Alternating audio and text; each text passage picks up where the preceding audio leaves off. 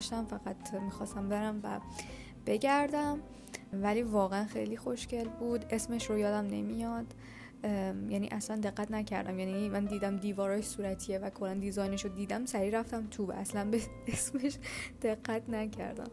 موقعی که داشتم برمیگشتم این رو دیدم و اول فکر کردم که یه thrift store دیگه است، بخاطر اینکه اونجا خیلی thrift store زیاد بودن.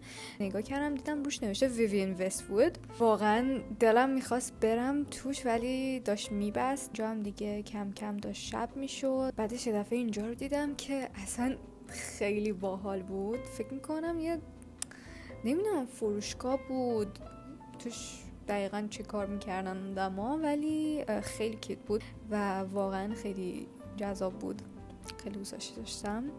جا دیگه شب شده بود و من میخواستم برسم به مترو، ولی راهو اشتباه رفتم، یعنی یکم زیادی رفتم و این